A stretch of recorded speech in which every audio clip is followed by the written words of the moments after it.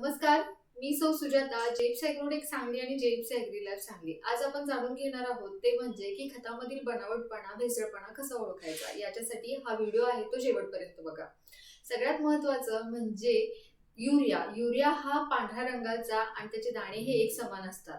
ज्या वेळेला युरियाचे काही दाणे आपण तव्यावरती टाकतो तर त्यावेळेला आच वाढवली तर हे दाणे नाहीसे होतात. तर त्यावेळेला समजून जायचं की युरिया हा ओरिजिनल आहे. त्यानंतरचं दुसरं जे खत आहे ते म्हणजे सुपर फॉस्फेट.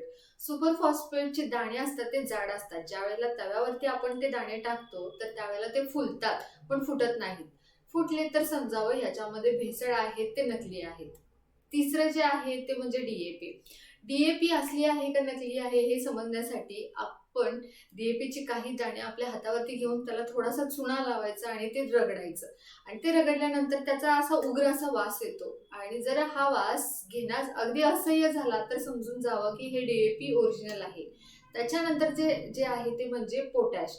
पोटॅश हे ओरिजिनल आहे का हे ओळखण्यासाठी त्याच्यावरती काही प्रमाणात आपल्याला पाणी शिंपडायचं आहे. ज्यावेळेला दाणे एकमेकाला चिटकायला लागलेत तर समजून जायचं की याच्यामध्ये भेसळ आहे, ओरिजिनल नाही.